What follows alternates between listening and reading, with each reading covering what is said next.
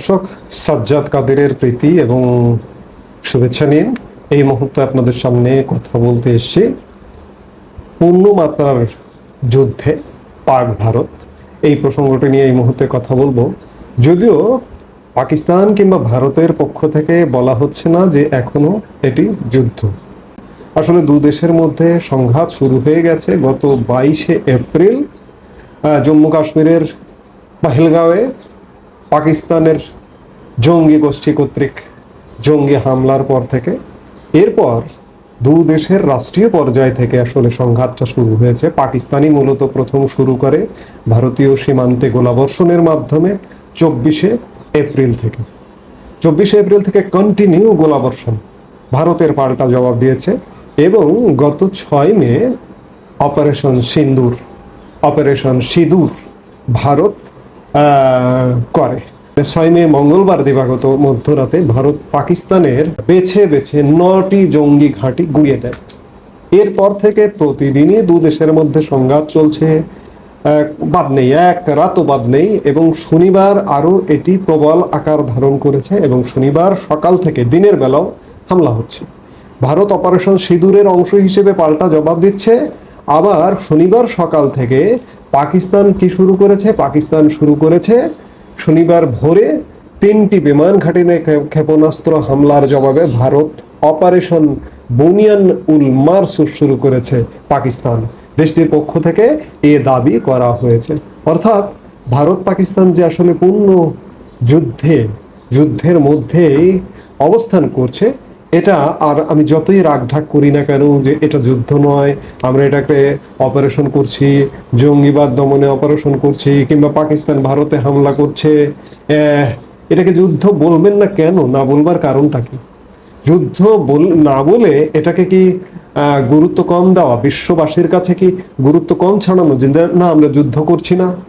এটা অন্য একটা নাম দিয়ে, ভিন্ন একটা নাম দিয়ে, আমি বোতলের মধ্যে যে সেরাবি রাখি না কেন বা মদ রাখি না কেন, সেটা তো মদই। তেমনি আমি যুদ্ধের আবহে যে কাজটাই করি না কেন, একটা গোলা বর্ষণ করলেও সেটা যুদ্ধ। অর্থাৎ ভারত পাকিস্তান যে যুদ্ধ শুরু হয়ে গেছে, এটি আর রাগ ঢাকের কিছু নেই।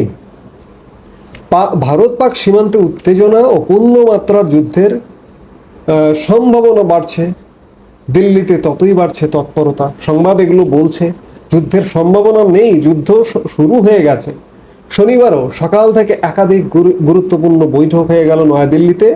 সেনাবাহিনীর শীর্ষ কর্তাদের সাথে বৈঠক করলেন খোদ প্রধানমন্ত্রী।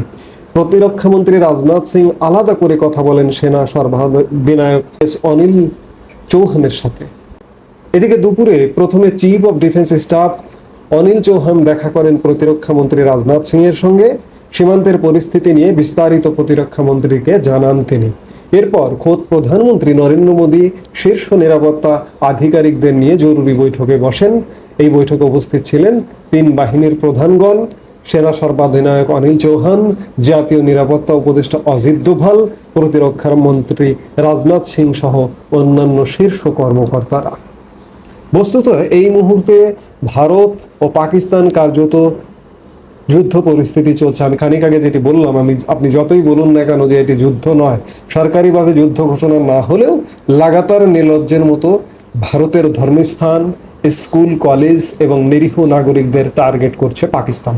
শুক্রবার রাতেও সীমান্তে লাগাতার উস্কানি দিয়েছে শেহবাজ শরীফের সেনাবাহিনী।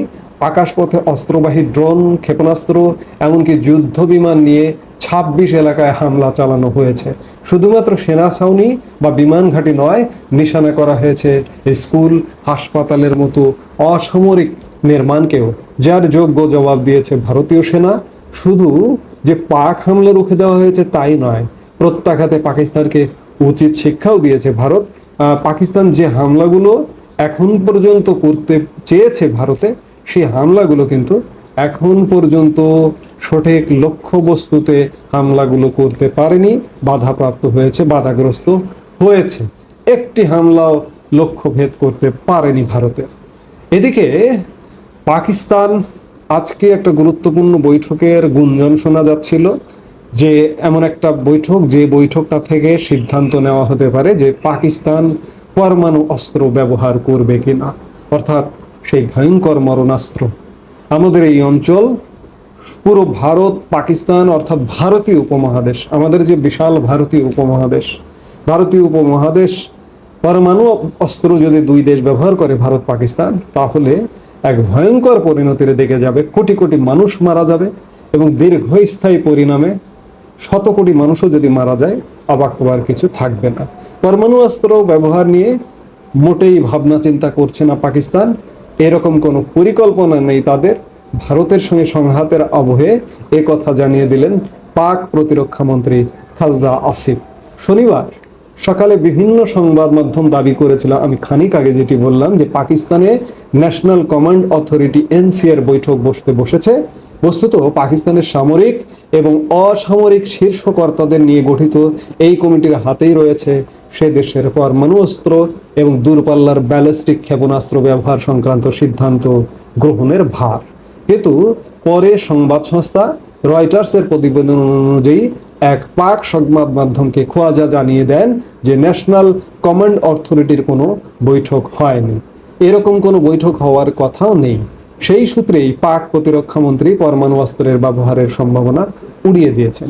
তবে একটি কিন্তু যোগ করেছেন আসিফ। তিনি বলেছেন, কিন্তু যদিও এরকম পরিস্থিতি তৈরি হয় তাহলে দর্শকেরাও ক্ষতিগ্রস্ত হবেন। অর্থাৎ পাক প্রতিরক্ষা মন্ত্রী একটা হুমকি দিয়ে দিলেন। আমি যেটি বললাম যে শুধু ভারত পাকিস্তান নয়, পুরো উপমহাদেশ ক্ষতিগ্রস্ত হবে যদি পারমাণবিক অস্ত্র ব্যবহার হয়। বিশ্ব ক্ষতিগ্রস্ত হবে। সারা বিশ্বে পারমাণবিক অস্ত্র ব্যবহার করবার নজির কিন্তু নেই বললেই চলে। সেই দ্বিতীয় বিশ্বযুদ্ধের পরে সেই অর্থে আসলে পারমাণবিক অস্ত্র ব্যবহার হয়নি, যদিও সীমিত কিছু দেশ পারমাণবিক শক্তি সম্পন্ন, কিন্তু এগুলো ব্যবহার হয় না। এগুলো জাস্ট একটা থ্রেড জারি রাখা, হুমকি জারি রাখা যে আমি পারমাণবিক শক্তি সম্পন্ন দেশ, আমাকে চোখ রাঙায় না, চোখ রাঙিয়ে লাভ হবে না, এই অর্থেই পারমাণবিক শক্তি সম্পন্ন হয়ে ওঠে দেশগুলো। খাজা আসিফের বক্তব্যের মাধ্যমে এটি প্রকাশ করে যে গোটা বিশ্বকেই পাক প্রতিরক্ষা মন্ত্রী বার্তা দিয়েছেন বলে মনে করা হচ্ছে।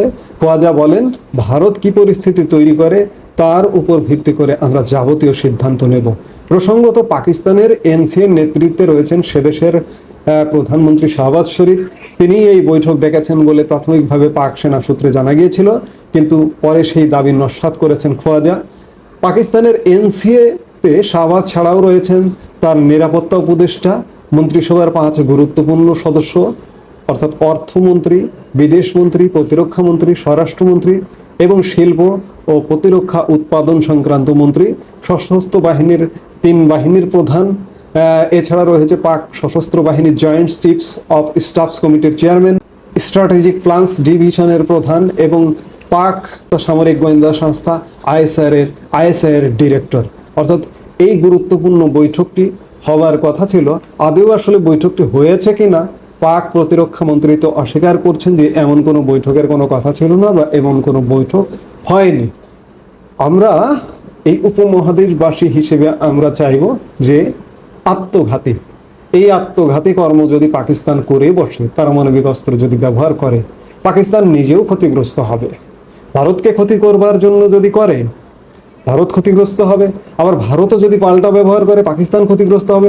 অর্থাৎ মানব সভ্যতার ইতিহাসে সর্ববৃহৎ একটি মানবিক বিপর্যয় দেখবে আমাদের এই উপমহাদেশের মানুষ। আমরা সেটি থেকে মুক্ত থাকতে চাই, আমরা সেটি চাই না। আমরা প্রত্যাশা করি, আমরা আশা করতেই পারি যে সেই পথে যাবে না। এবং এই যে 2 দেশের মধ্যে যে উত্তেজনা চলছে, উত্তেজনা না, আমি বলছি যে এটা যুদ্ধ। এই যুদ্ধটা আসলে শেষ হওয়া দরকার।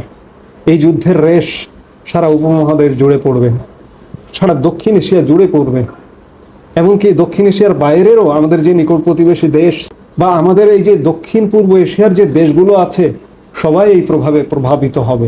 কাজে এই যে উত্তেজনা বলি বা যুদ্ধ বলি, এটি বন্ধ হওয়া একান্ত প্রয়োজন। জানি না যে 2 দেশের যেহেতু পাল্টাপাল্টি উচ্চ পর্যায়ে প্রতিদিন বৈঠক হচ্ছে, যে শনিবার ম্যারাথন বৈঠক, পাকিস্তানেও ম্যারাথন বৈঠক হয়েছে, এই বৈঠকগুলো থেকে যেন একটা আশাবাদী হবার মতো ইতিবাচক একটা সিদ্ধান্ত আসে যে না, 2 দেশ তাদের উত্তেজনা প্রশমন করবে, যুদ্ধ বন্ধ করবে, এখানে শান্তি আনবে। তাহলেই আমাদের এই অঞ্চলের জন্য মঙ্গল। আমরা যখন আলাপ করছি যে পাক ভারত পূর্ণাঙ্গ যুদ্ধরত এবং পারমাণবিক অস্ত্রের ব্যবহার হবে কিনা, ঠিক সেই সময় একটা আনন্দের সংবাদ পাওয়া গেল, একটা সুখবর পাওয়া গেল যে বিকেল 5টা থেকে ভারত আর পাকিস্তান সব ধরনের সংঘর্ষ থেকে বিরত থাকার সিদ্ধান্ত নিয়েছে। ভারতীয় বিদেশ সচিব এটি জানিয়েছেন। খবরে বলা হচ্ছে যে পাকিস্তানের সঙ্গে সংঘর্ষ বিরতির সিদ্ধান্ত নিল ভারত। পূর্ব ঘোষণা মোতাবেক শনিবার সন্ধ্যা 6টায় সাংবাদিক বৈঠকে আসেন বিদেশ সচিব বিক্রম মিশ্রি। তিনি বলেন, আজ বিকেল 5টা থেকে ভারত আর পাকিস্তান সব ধরনের সংঘর্ষ থেকে বিরত থাকার সিদ্ধান্ত নিয়েছে। মাত্র 1 মিনিটের জন্য স্থায়ী হয় এই সাংবাদিক বৈঠকটি। এদিকে মার্কিন প্রেসিডেন্টের মধ্যস্থতায় এই যুদ্ধবিরতিটির ঘোষণা আসে বলে জানা যাচ্ছে। অবিলম্বে পূর্ণাঙ্গ যুদ্ধবিরতিতে রাজি হয়ে গিয়েছে ভারত এবং পাকিস্তান। শনিবার এই দাবি করলেন মার্কিন প্রেসিডেন্ট ডোনাল্ড ট্রাম্প। নিজের সমাজ মাধ্যম ট্রুথ সোশ্যাল ট্রাম্প লিখেছেন, আমেরিকার মধ্যস্থতায় রাতভর আমেরিকার হিসেবে আলোচনার পর আমি আনন্দের সাথে ঘোষণা করছি যে ভারত এবং পাকিস্তান অবিলম্বে পূর্ণ যুদ্ধবিরতিতে সম্মতি হয়েছে। অর্থাৎ এটি আশার কথা, আমি যে শঙ্কার কথা বলছিলাম, যে আশাবাদের কথা বলছিলাম, সে আশাবাদ পূর্ণ হতে যাচ্ছে যে ভারত পাকিস্তান যুদ্ধবিরতিতে, এবং যুদ্ধবিরতিটা যেন যুদ্ধ সমাপ্তি হয়, আমাদের সেটাই প্রত্যাশা। এই মুহূর্তে এ পর্যন্ত। সবাই ভালো থাকুন, সুস্থ থাকুন। আমাদের ভিডিওগুলো নিয়মিত পেতে সাবস্ক্রাইব করুন Sajjad Kadir and the legends YouTube channel এবং লাইক, কমেন্ট, শেয়ার করে সাথে থাকুন।